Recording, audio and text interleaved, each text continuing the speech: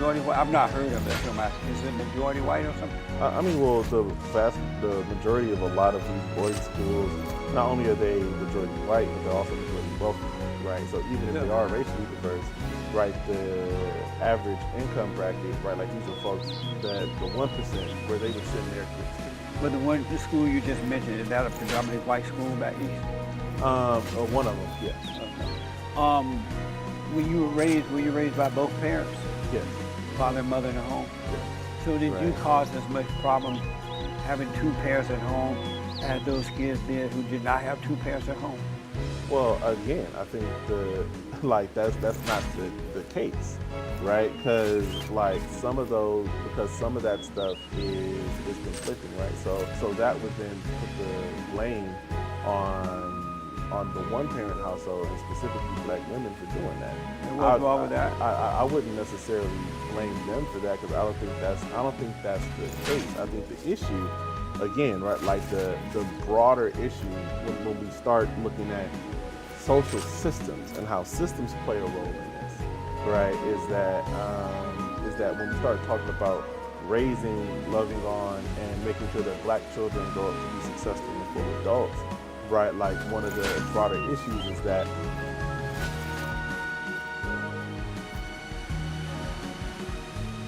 Bruce is the first-time caller out of South Carolina.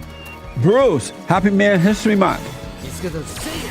Yeah, Jesse, how you doing? Happy Man History Month. Thank you, buddy. Hey, I listened to this show, but actually, it got pointed out to me by a friend of mine, and there's a lot of things that you say that have a lot of truth in them, but the problem I think in what you're doing is that you're oversimplifying something very complex. You're oversimplifying the human condition. I'm an agnostic. I don't believe in fairy tales or leprechauns or Christmas or any of that. So does that mean you don't believe in God too? No, I don't believe in God. You don't believe there is a God at all? I'm an agnostic. I don't believe there's enough evidence to support either way. So you don't believe there is a God? No. Okay. Go ahead. So you're telling when you tell someone that they could go into a closet and silence themselves and wait for revelation, you are giving individuals justification to give up. I never told anyone that. No, you do. You talk about how you should, your silent prayer, you should do it, in the morning and night, and then the word and the answer will come to you. I never said that. So what is it that you propose? I'm glad you asked. I said become aware. When you do the silent prayer video, you relax and be aware, observe those thoughts, and you will see that those thoughts are not your own. And then once you see that, you start to overcome reacting to them, being afraid of them, judging yourself as a result of them.